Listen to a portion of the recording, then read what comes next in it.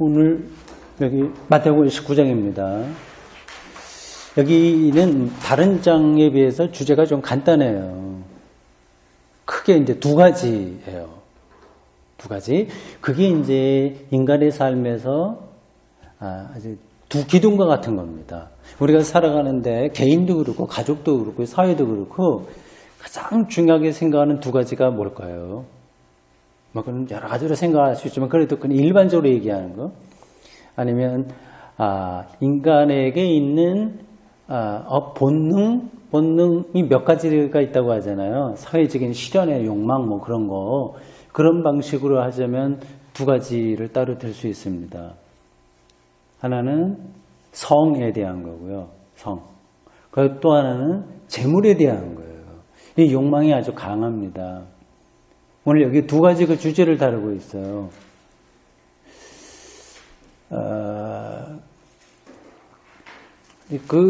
그런 문제가 인간이 살아가는데 없어서는 안 될 요소입니다. 만약에 사람에게 성이 없다고 한다면 존속이 안 되잖아요. 인류 존속이 안 되죠? 아무것도 안 되는 거예요. 근데 모르겠어요. 앞으로 이 유전공학인가요? 생물학인가? 그런 쪽이 계속 발전하게 되면 남녀의 성관계 없이도 후손이 만들어질 수 있잖아요. 지금 그런 실험들은 계속하고 있지 않습니까? 그게 이제 굉장히 위험한 건데 그래도 그쪽으로 학자들은 나가요. 이게 기술의 본질이에요. 기술, 테크놀로지예요. 물리학도 그렇고 생물학도 그렇고 뭐 여러 가지가 다 이 기술이라고 하는 게 있는데 이거는 한번 그쪽으로 가기 시작하면은 통제가 되지 않습니다.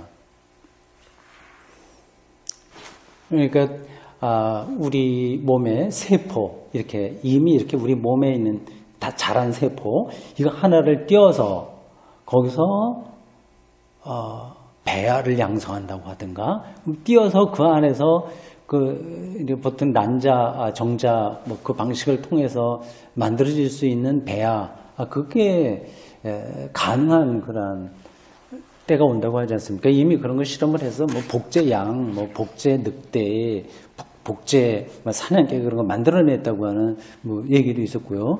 한 10년쯤 됐나 우리나라에서도 이제 그것 때문에 큰 사건이 일어나지 않았습니까? 누구죠, 그 박사가?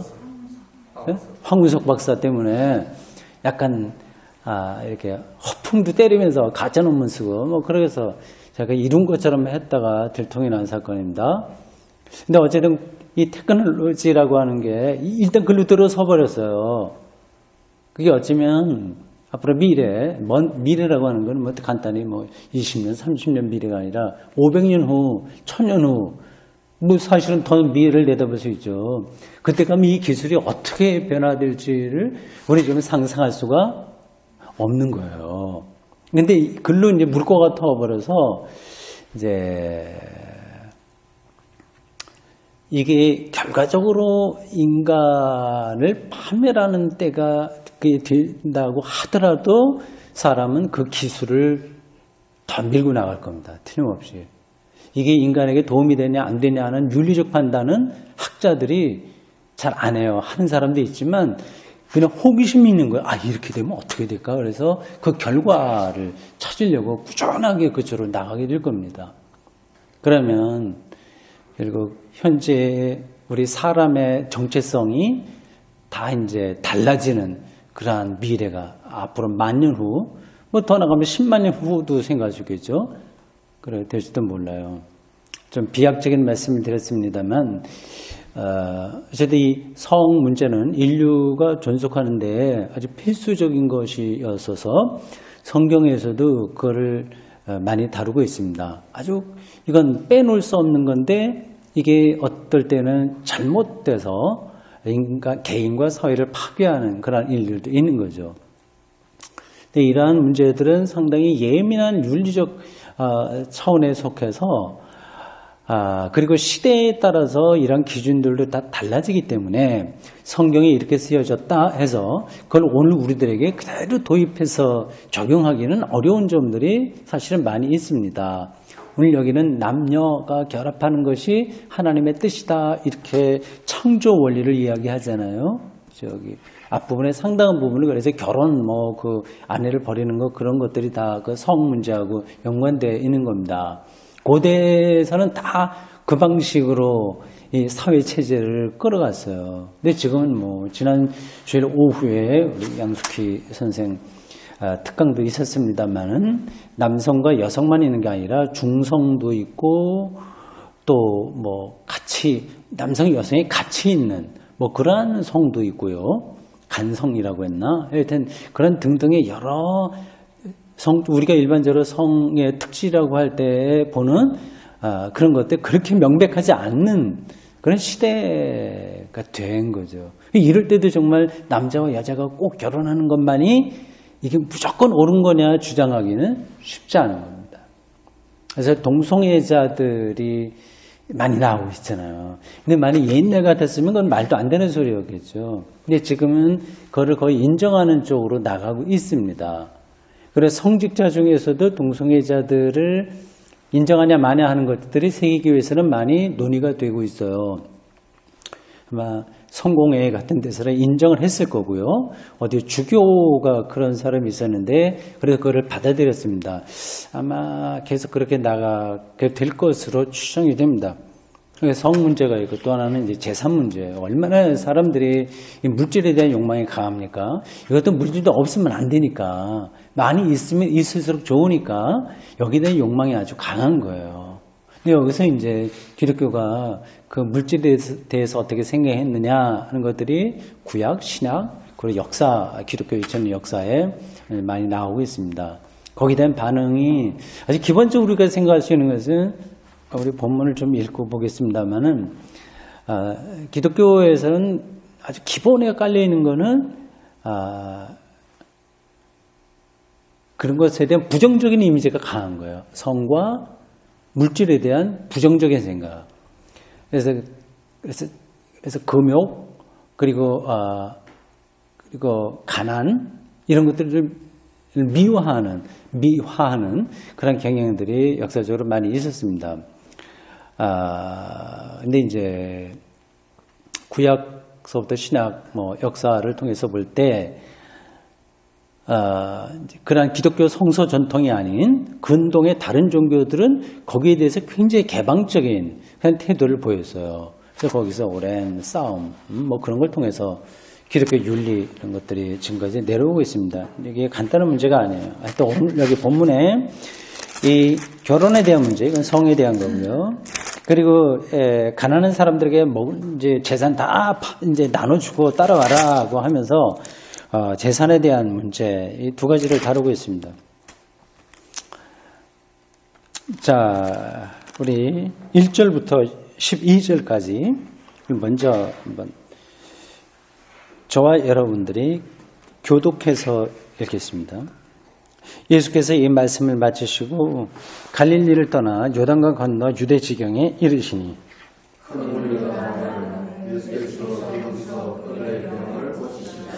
바리새인들이 예수께 나와 그를 시험하여 이르되 사람이 어떤 이유가 있으면 그 아내를 버리는 것이 옳으니까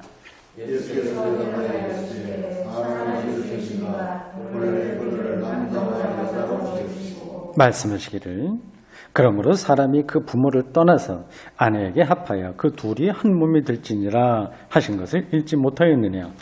그러므로 이제 둘이 아니요 한 몸이니 그러므로 하나님이 짝지어 주신 것을 사람이 나누지 못하였느니라 하시니 여쭤오되 그러면 어찌하여 모세는 이혼 증서를 주어서 버리라 명하였나이까.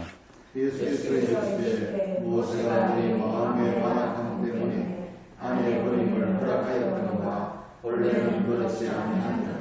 내가 너희에게 말하노니 누구든지 음행한 이유 외에 아내를 버리고 다른 데 장가드는 자는 가늠함이니라.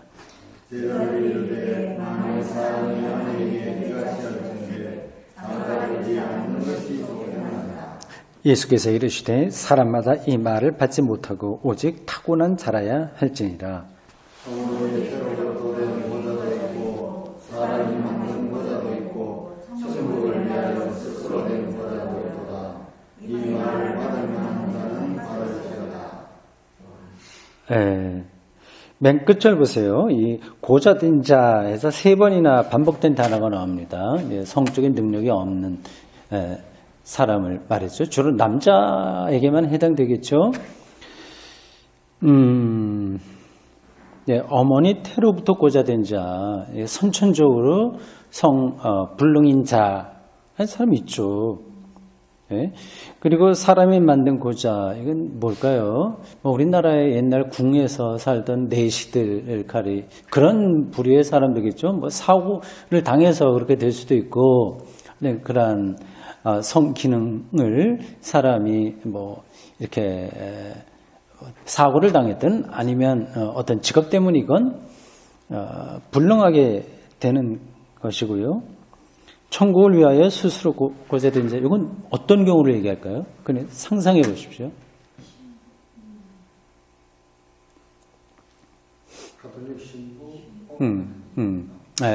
그렇게 보면 되겠습니다. 그 당시에 예수님도 결혼하지 않았으니까 나이가 많았거든요. 제법 그 당시로 따지면 30살부터 출가해서 활동하셨으니까 옛날 2000년 전 30살이면 지금 한 몇 살쯤 될까요? 그 평균 수명이 짧았잖아요. 보통 아무리 많이 살아도 아주 어릴 때 죽는 사람들은 터무니없이 많았고요. 그러니까 평균 연령이 작았다고 하는 거는 실제로 30살, 40살에 죽은 사람이 많았다라기보다도 이제 신생아들이 거의 죽었기 때문에 평균 연령이 뚝 떨어지게 되는 겁니다. 그래서 그걸 넘기면 100일 잔치도 하고 돌잔치도 하니까 굉장히 어릴 때 빠져나오는 게 중요한 거거든요. 그런 어려움을 겪고 10살, 20살 되면 대충 40, 50 정도는 내가 보기에는 살았을 겁니다. 그러나 통계적으로 보면 옛날은 이제 평균 연령이 짧았어요. 40대, 50대 산다고 하더라도 30살, 그때 30살이면 지금 많죠, 나이가요. 그리고 그 당시는 결혼을 다 조혼했어요. 우리나라도 그렇죠. 그러니까 여자들도 아기를 낳을 수 있는 준비만 되면 그러니까 월경 그게 시작되기만 하면 빨리 결혼을 시켰습니다. 근데 그 당시에는 출산하는 게 최고의 가치 있는 일이어서 그랬어요. 남자들도 당연히 일찍 결혼하고 있습니다. 예수님은 30살 될 때까지 결혼하지 않고 출가하셨으니 사람들이 이상하게 보는 거죠. 당연히 이상하게 봅니다. 그리고 예수를 따랐던 사람들 중에서도 결혼한 사람도 있지만 결혼한 사람도 있지만 결혼 안 한 사람도 제법 있었어요. 그래서 주변 사람들이 저 사람들 고자 아니야? 이런 핀잔, 비웃음 그런 것들을 제법 한 겁니다. 그런 거 이제 들었겠죠. 풍문으로라도. 예수님이 이제 제자들을 위로하는 겁니다. 그래, 그건 여러 가지 종류의 그런 경우가 있긴 있는데, 너희들은 천국을 위해서, 고자된 자다. 그러니 다른 소문 그런 거 개의치 말라. 이런 뜻으로 한 말씀 하신 걸로 우리가 이해할 수 있습니다. 근데 이것도 다 성에 대한 문제이잖아요. 바리새인들이 예수님을 시험하려고 아내를 버리는 게 마땅하냐 아니냐 그러한 이야기를 했어요. 근데 이제 구약에 있는 모세 신명기에 나와 있는 그를 근거로 해서 하여튼 이러쿵저러쿵 이야기들을 한 겁니다.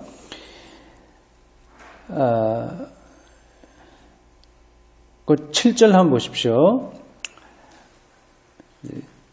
하나님이 정해준 것 나누지 못한다. 이렇게 좀 엄격하게 말씀을 하시니 또 누가 질문하기를 신명기 24장 1절에서 4절을 근거로 해서 모세는 이렇게 얘기했는데 당신은 어떻게 생각하냐 이렇게 얘기했어요. 그러니까 모세의 권위가 유대인들에게는 절대적이었습니다. 왜 그러죠? 그 율법이었기 때문에 그래요. 율법전. 그 유대교의 핵심은 율법이에요. 이게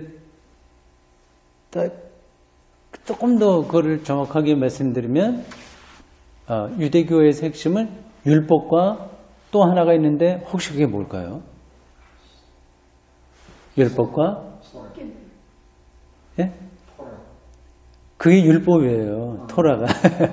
토라 율법, 모세오경 그런 겁니다. 성전이에요, 성전. 성전. 하나는 문자로 된 거고 하나는 건물로 된 거예요. 그래서 율법은 율법 학자들과 바리새인들이 그거를 전통을 이어갔고요. 그리고 성전은 누가 전통을 이어가겠습니까? 당연히 제사장들이 하는 거죠. 종교적인 차원에서는 그렇습니다.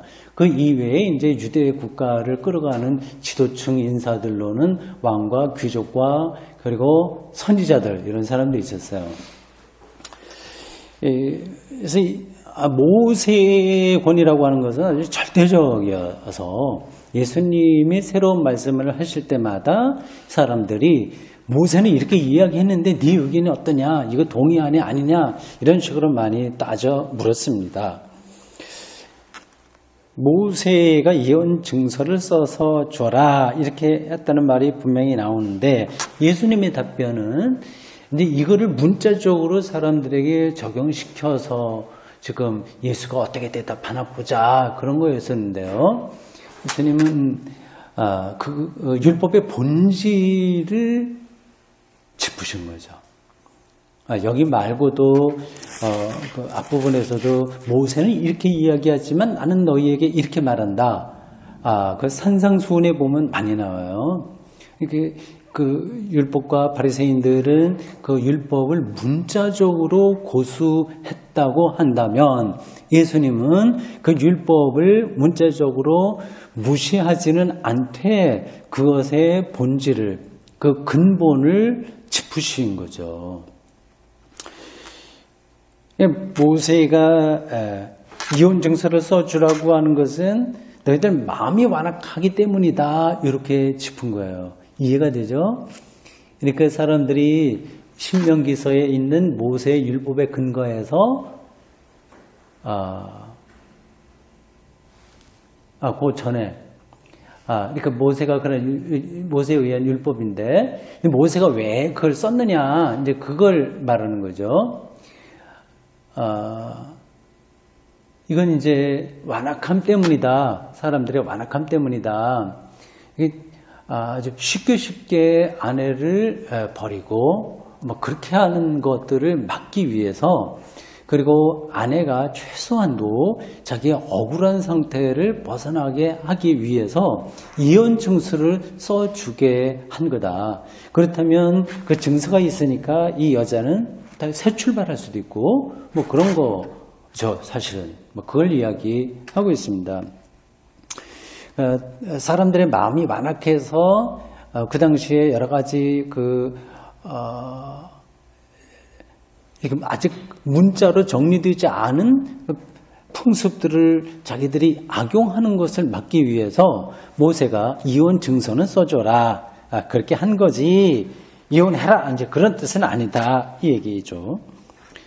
그러면서 예수님의 답변은 여기 나옵니다. 이거는 그 당시 초기 기독교인들 마태복음 공동체에 생각하고 다시 많이 공유되었다고 볼 수 있어요. 제가 다른 때도 말씀드렸습니다만 복음서에 나오는 예수님의 말씀은 아주 고유한 예수님의 말씀이 있고 예수님의 그대로 하신 말씀도 있고요. 또 하나는 예수님의 말씀을 전한 그 초기 기독교 공동체의 생각이 같이 이렇게 묻어가는 경우도 있어요.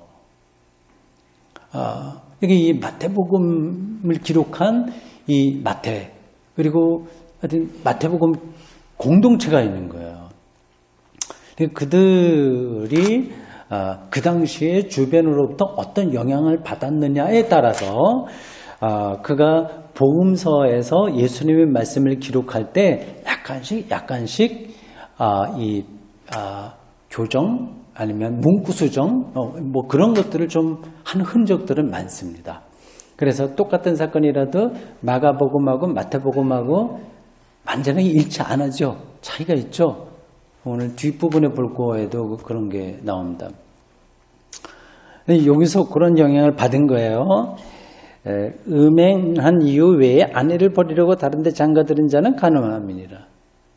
이 생각이 당시 유대의 아주 그 대표적인 두 선생 학파의 한쪽의 영향을 받은 거라고 성서학자들이 연구하고 있습니다. 그 당시 가장 유명한 유대 바리새파 랍비 스승이 두 사람이 있었는데, 한 사람은 힐렐이라고 그래요. 힐렐. 여러분들이 나중에 집에 가서 인터넷에서 찾아볼 수 있습니다. 힐렐 학파라고 있어요. 힐렐이라고 하는 사람의 전통을 이어가는 거죠. 또 하나는 샴마이예요. 샴마이 선생의 유대 신학 전통을 이어가는 사람들을 가리켜서 샴마이 학파 얘기합니다. 이게 다 사람 이름이에요. 이들이 활동한 것이 기원전 50년경부터 시작해서 기원 후 몇 년까지. 아마 힐렐은 기원 전에, 조금 전에 죽었고요. 샴마이는 조금 후까지 살았습니다. 그러니까 조금 넓게 봐서 힐렐이나 샴마이나 다 예수님과 동시대 사람이라고 할 수 있습니다. 그러니까 예수님도 그러한 이야기들 많이 들으셨겠죠. 그리고 초기독교인들도 거기에 영향을 받았을 거고요. 초기독교인들이 완전하게 처음부터 유대 전통하고 담을 쌓고 살지 않았습니다. 예수님도 마찬가지고요. 끊임없이 대화를 하고 영향을 받고 그 안에 있으면서 이제 신앙생활을 해갔죠. 그러다가 점차 아주 천천히 어느 날 갑자기 칼로 무를 자르듯이 이제부터는 기독교야 이렇게 하지 않고, 언제인지 우리가 알아내기 힘들 정도로 아주 천천히 기독교라고 하는 공동체가 유대교로부터 빠져나왔어요. 그게 언젠지는 아무도 정확하게 모릅니다. 근데 그것의 객관적인 어떤 역사적 사건은 기원 후 70년에 일어났던 유대전쟁입니다. 그게 큰 계기가 돼서 이제는 더 이상 기독교가 유대교 안에 있을 수 없는 상황이 됐어요. 이런 복잡한 이야기들이 이제 일반 신자들은 뭐 별로 관심도 없어요, 사실은요. 근데 그런 것들을 우리가 이해하지 않으면 성경을 이해하기가 좀 곤란한 겁니다. 그런 거 몰라도 다 읽고서 은혜 받으면 되지 않냐 생각이 있어요. 그것도 크게 틀린 건 아닌데, 은혜라고 하는 게, 근데 우리 마음만 이렇게 감동을 받아서 뜨겁게 되는 차원이 아니라 그것도 중요한 거예요. 그러나 그런 게 아니라 이 성서 텍스트가 담고 있는 이 세계를 이제 아는 거, 이해하는 거, 그래서 거기에 나의 실존 전체를 맡기는 거, 이게 다 포함되는 문제거든요. 그래서 그러한 초기 기독교에서 어떤 일들이 벌어졌는가에 대해서 그것은 성경이 말하지 않아요. 그리고 성경이 형성될 때 직간접적으로 배경에서 일어났던 사건들입니다.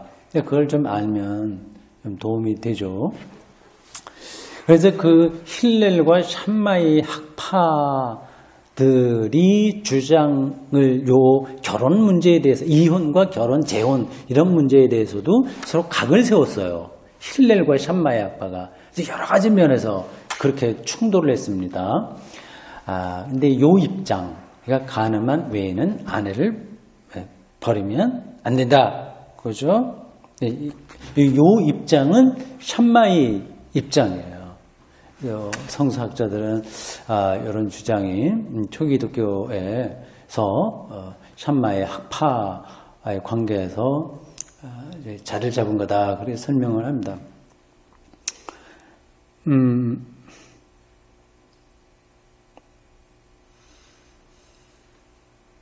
근데 제자들이 10절에 이제 그렇게 얘기하죠. 장가들지 않는 것이 좋겠다. 그러면 이렇게 책임지고 간음에 딱 하고 이렇게 저렇게 복잡해지는데 차라리 그럴 바에야 결혼하지 않고 혼자 사는 게 낫지 않냐. 그런 얘기를 하니까 예수님께서 그건 마음대로 되는 것도 아니다. 이건 다 하나님과의 관계에서 되는 거다. 이렇게 말씀을 하셨어요. 이 결혼을 기독교가 부정하지는 않습니다. 이미 창세기에서부터 2장 24절에서 남자와 여자 만들고 결합해서 하나 되라 그런 말씀도 있어요. 근데 이제 하나님의 뜻을 더 전적으로 따르고 싶은 사람들은 결혼하는 게 옳으냐 하지 않는 게 옳으냐는 계속 논쟁이 됐어요. 신부들, 가톨릭 신부들도 처음에는 다 결혼했어요. 다 결혼했습니다. 근데 그 안 하게 된 거는 중세기 가까이 돼서 그랬어요. 나중에. 근데 결혼하니까 사제들이 어떤 문제가 발생할지는 제가 설명하지 않아도 다 아시겠죠? 가족이 있으니까 어떻게 돼요? 자, 거기 신경 쓰게 돼. 그 재산 자기 자식에게 물려주려고 하고 복잡해지는 거죠. 그래서 그럴 바에야 사제들은 결혼하지 말자. 이제 그런 이야기가 나오면서 결정이 된 거예요. 바울 같은 사람은 어느 쪽에 가까웠을까요?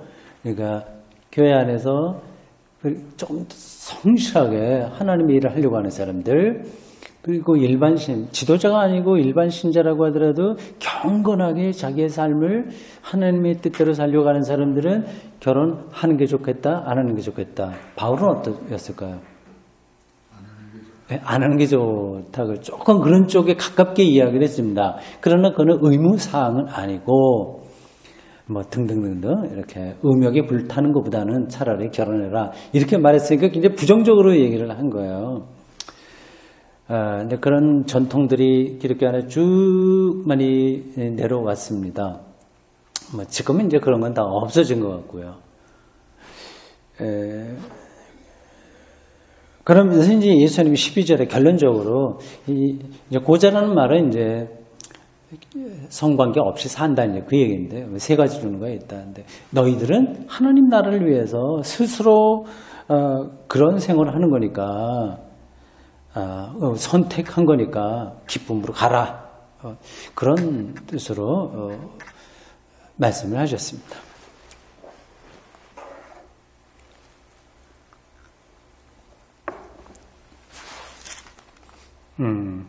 다음 13절에서 15절은 어린아이에 대한 이야기예요. 이건 다른 데도 많이 나오는 것은 넘어갑니다. 큰 주제는 아니에요. 두 번째 주제 재물에 대한 겁니다. 16절에서 30절까지예요. 자, 그래서 한번 읽어보죠. 이것도 교독하겠습니다. 어떤 사람이 주께 와서 이르되 선생님이여 내가 무슨 선한 일을 하여야 영생을 얻으리이까. 예수께서 이르시되 어찌하여 선한 일을 행하느냐 선한 일은 오직 한 분이시라 내가 생명에 들어가려면 계명들을 지키라. 이르되 어느 계명이오니까. 예수께서 이르시되 살인하지 말라, 간음하지 말라, 도둑질하지 말라, 거짓 증언하지 말라. 내 부모를 원하라 내 이웃을 내 자신과 같이 사랑하라 하신 것이니라. 그 청년이 이르되 이 모든 것을 내가 지켰사온데 아직도 무엇이 부족하니까. 예수께서 이르시되 내가 운전하고자 할진대 가서 내 소유를 팔아 가난한 자들에게 주라. 그리하면 하늘에서 뭐가 내게 있으리라. 그리고 와서 나를 따르라 하시니. 그 청년이 재물이 많음으로 이 말씀을 듣고 근심하며 가니라. 예수께서 제자들에게 이르시되 내가 진실로 너희에게 이르노니 부자는 천국에 들어가기가 어려우니라. 다시 너희에게 말하노니 낙타가 하늘 위로 들어가는 것이 부자가 하나님의 나라에 들어가는 것보다 쉬우니라 하시니. 제자들이 듣고 몹시 놀라이르되 그렇다면 누가 구원을 얻을 수 있습니까? 예수께서 그들을 보시며 이르시되 사람으로는 할 수 없으나 하나님으로서는 다 하실 수 있느니라. 이에 베드로가 대답하여 이르되 없소서 우리가 모든 것을 버리고 주를 따라왔는데 그런즉 우리가 무엇을 얻으리까? 예수께서 이르시되 내가 진실로 너희에게 이르노니 세상이 새롭게 되어 인자가 자기 영광의 보좌에 앉을 때에 나를 따르는 너희도 12 보좌에 앉아 이스라엘 12 지파를 심판하리라. 또 내 이름을 위하여 친이나 형제나 자매나 부모나 자식이나 천소를 해준 자마다 열흘을 받고 또 영생을 상속하리라. 다 같이 그러나 먼저 된 자로서 나중되고 나중된 자로서 먼저 될 자가 많으니라. 아멘. 말씀 내용이 조금 불편한 거예요. 실제로 따지고 보면 부자가 천국에 들어가는 것이 어렵다. 낙타가 바늘귀로 들어가는 것이 오히려 쉽다. 굉장히 과격한 표현이에요. 근데 다른 것은 한국 기독교 신자들 문자적으로 믿으면서 이런 거는 문자적으로 믿으려고 하지 않은 것 같아요. 슬쩍 돌려서 다르게 하려고 하는 것 같아요. 개인적으로도 그렇고 교회적으로도 그렇고요. 이거를 믿는다고 한다면 부자가 되게 해주십시오 하고 기도는 못 드리는 거잖아요. 근데도 그런 기도를 드리잖아요. 그리고 교회도 정말 부자 교회 많은데 그러면 그 부자 교회는 천국에 못 들어간다 이렇게 말해도 이걸 문제적으로 생각한다면 옳은 거죠. 그렇지 않나요? 그래도 그쪽으로 기도하고 하는 건 왜 그럴까 모르겠습니다. 그러니까 하나님의 말씀을 아주 실질적으로 받아들인다기보다 그냥 이 세상의 원리, 시대 정신이라고 할 수 있는데 자본주의죠 말하자면 요즘 그런 거니까 그런 것이 마음에 꽉 차 있고 하나님의 말씀은 그것을 포장하는 포장지 정도로 남아있기 때문에 그런 모순적인 신앙생활이 가능하지 않은가를 생각을 합니다. 그러니까 우리도 자녀들을 위해서 부자 되게 해달라든가 높은 자리 가게 해달라는가 사실은 안 해도 돼요. 그렇게 되면 오히려 사실 성서 말씀하고는 조금 거리가 있게 됩니다. 팔복에도 다 가난한 자, 소외된 자, 우는 자 얘기하지 않습니까? 그렇다면 예수 믿는 사람들은 다 그렇게 지긋지긋하게 가난하게 살고 소외당하고 그래야 되냐? 그건 또 아니라고 하는 건 분명합니다. 그래서 이게 그냥 한두 마디로 끊어서 말할 수 있는 건 안 되죠. 더 우리가 진지하게 이 말씀들을 우리 개인과 사회 차원에서 해석해 나가야 됩니다. 우리 교회는 부자들은 없을 것 같아요. 없는 것 같아요. 없죠. 어느 정도 재산이 되면 부자라고 말을 들을 수 있을까요? 아까 성경 공부하면서 그냥 한번 생각해 봤습니다. 그 기준에 따라서 다르지만 자기 집이 있고 일단 자기 집이 있고 가외로 10억 정도 운영할 수 있는 정도면 부자 소리 듣지 않을까 이런 생각이 들어요. 우리 교회는 그런 사람은 전혀 없어서 다행이면 다행이라고 생각합니다. 모르죠. 제가 모르는데 이제 꿍쳐둔 돈이 많이 있어서 있을지. 근데 제가 보기에는 어쨌든 그렇습니다. 여기 어떤 이제 사람이 와서 내가 무슨 선한 일, 선생님, 내가 무슨 선한 일을 해야 영생 얻으리까 이렇게 말을 했어요. 근데 이 질문 자체가 사실은 그럴듯하면서도 잘못된 거죠. 이 마가복음하고 비교하면 이 마가복음은 이렇게 시작합니다. 선한 선생님 이렇게 불러 선하다고 하는 게 선생님에게 붙어요. 왜 왜 나를 선하다고 하냐? 선한 분은 하나님뿐이다. 이렇게 예수님이 그 질문을 교정시켜 줍니다. 근데 이 마태복음에는 선한이라고 하는 것이 이 일로 붙어버려요. 그러니까 마태복음보다 마가복음이 먼저 기록됐으니까 이 마가복음을 이제 참고로 해서 이 마태복음 기자가 선한이라고 하는 건 예수님에게 하나님에게 붙는 말이라고 하는 게 연관돼서 빼고 그걸 갖다가 어떤 일에 선한 일로 이렇게 정리를 한 게 아닐까 그렇게 생각이 돼요. 그럼 맞을 겁니다. 그래서 영생을 얻는다고 하는 것은 구원을 얻는다고 하는 겁니다. 근데 이게 무슨 선한 일을 해야 구원받습니까? 라고 하는 이러한 질문이 근본적으로 잘못됐다고 하는 것을 지난주죠. 10월 마지막 주일이니까요. 그러니까 종교개혁 499주년이었어요. 그 종교개혁자들의 어떤 신학 주제, 신앙 모토와 비교할 때 잘못됐다고 말할 수 있을까요? 그 당시 로마 가톨릭 교회에 따르면 이 말은 맞아요. 많은 걸 잘 해야 돼. 그래야지 구원받고 의로워짐을 받아요. 그러나 종교개혁자들은 그게 아니라 믿음으로 의로워진다. 그 이야기를 했거든요. 그 선한 일을 많이 하는 게 구원의 절대 조건이 아니라 그건 하나의 결과예요, 사실은. 의롭다고 인정받고 하나님 예수님과의 일치를 통해서 구원의 확신이 있는 사람들에게 나타나는 삶의 결과로서 선한 일들이 있는 거지, 선한 일들이 구원과 의로움의 전제 조건은 되지 못합니다. 이 두 관계가 예수님의 어떤 비유에 따르면 나무와 열매 관계로 설명할 수 있어요. 그건 제가 지금 설명하지는 않겠습니다. 여러분들이 생각하시면 답은 얻을 수 있을 거예요. 그러니까 무슨 선한 일을 해야 영생을 얻느냐라고 하는 이 질문이 근본적으로 좀 모순이다. 이제 이게 포인트를 정말 잘못 잡은 거다라고 하는 것을 예수님이 이 사람에게 질문 다시 반문한 것, 그리고 요구한 것에 의해서 우리가 확인할 수 있습니다. 여기서 여러 가지 계명이 나오잖아요. 십계명이 나오는 것들의 많은 부분입니다. 사람들에게 행하는 십계명은 하나님과의 관계와 사람과의 관계 두 가지 이 큰 범주를 나눌 수 있어요. 근데 사람과의 관계를 쭉 얘기했는데 다 했다 얘기하니까 실질적으로 부족하다. 너 가진 거 다 팔아서 한번 해봐라 이야기하니까 실망해서 못하잖아요. 이 말은 이 질문, 무슨 선한 일을 해야지 구원받습니까? 라고 하는 이 질문 자체가 잘못된 거죠. 할 수 없는 거를 묻는 거예요. 사람이 정말 선한 일을 할 수가 없어요, 사람이요. 이거는.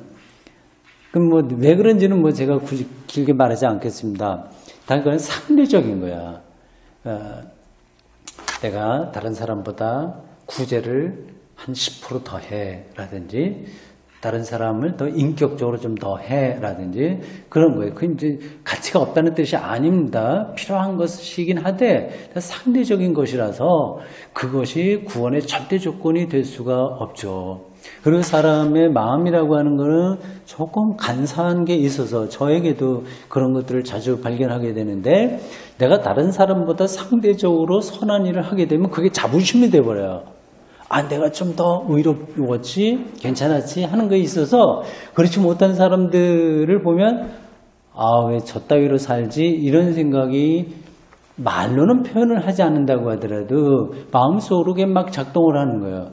그러니 구원과 영생하고는 정말 거리가 먼게 되는 거죠.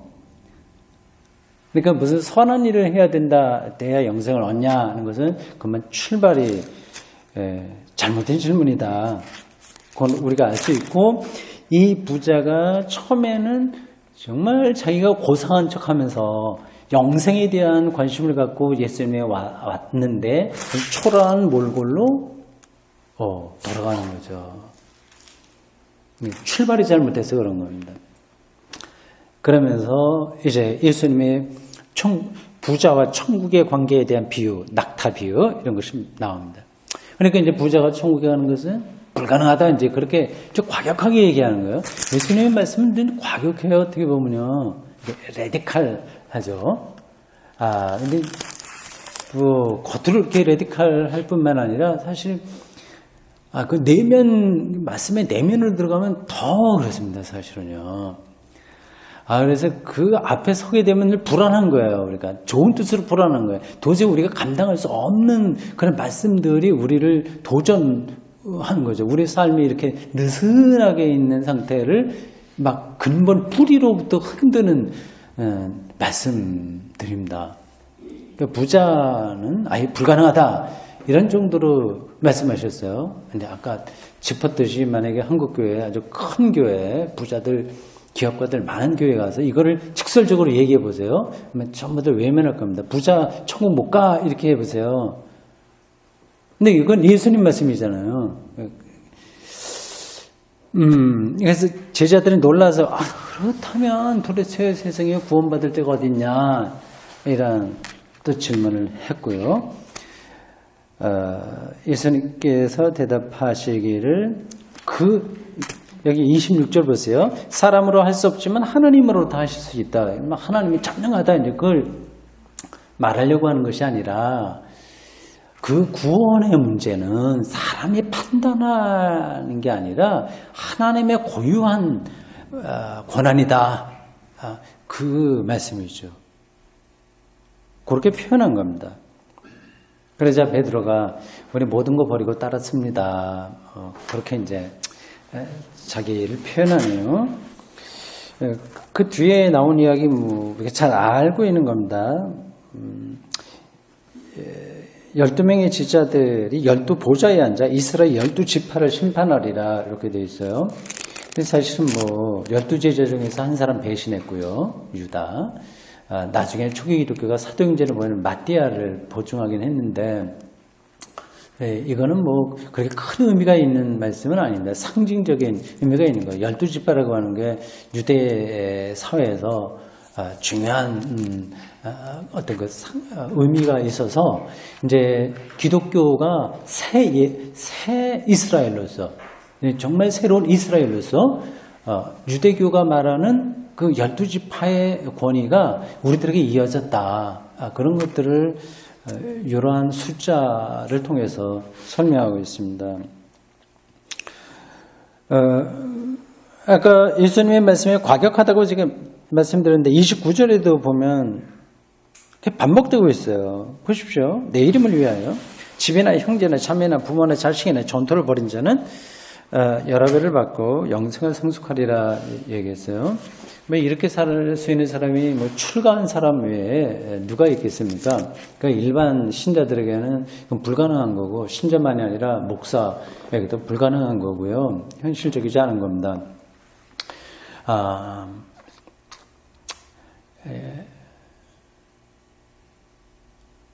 이건 더 이상 제가 이 부분에 대해서는 설명하기보다도 하나의 큐티 방식으로 그냥 하나의 영적인 교훈을 받는다면 이렇게 말할 수 있습니다. 우리가 실제로 집을 떠나거나 가족을 버리거나 재산을 다 포기하지는 않고 살되 기본적으로 우리의 영적인 마인드는 그것과의 관계는 축소시키는 거예요. 네. 그리고 하나님과의 관계에 우리의 삶의 영역을 확대하는 겁니다. 근데 일반적으로 사는 사람들은 여기서 열거된 것이 모든 삶이에요. 이것을 위해서 신앙생활을 해요. 사실 따지고 보면 이거 해주십시오, 저거 해주십시오, 쭉 여기 열거된 거 이거 달라고 하나님께 기도하지 않습니까? 근데 이게 무책임하게 살아도 된다가 아니라 그거는 기도하지 않아도 다 될 거 됩니다. 그거는 우리가 노력한 것만큼, 우리 자식이 공부한 것만큼, 아니면 우연한 기회라든지 그렇게 길을 가면 되는 거고요. 예수 믿는 사람이라고 해서 모든 불행이 피해가는 거 아니니까 감수할 때는 감수하는 거고. 그래서 이런 문제들은 우리가 최소한도 할 수 있는 의무를 다하면 될 것 같아요. 자식에 대한 거나 부부 사이에라거나 형제 사이에 할 건하고, 그러한 것들은 그러니까 그 정도로 축소시키고 영원한 생명, 하나님의 통치, 정의와 평화, 그리고 종말의 이 말, 하나님 나라가 오늘 우리의 역사 안에 어떻게 비밀한 방식으로 들어와 있느냐 하는 그런 것에 우리의 영적인 관심을 확대하면서 산 것, 이것이 바로 재물 문제로 인해서 실망해서 돌아간 부자 청년에 대한 비유 말씀인 재물에 대한 것에서 우리가 배워야 될 영적 가르침이 아닌가 생각합니다.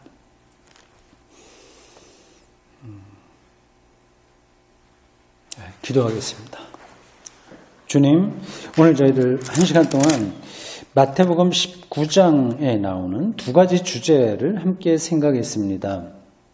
2000년 전 마태라는 이름을 가진 사람에 의해서 기록되고 초기 기독교 안에 잘 보존되다가 이렇게 2000년 후인 우리에게까지 전수된 이 마태복음을 시간 저희들 소수의 무리지만 함께 읽고 은혜를 나누게 하신 것 진심으로 감사합니다.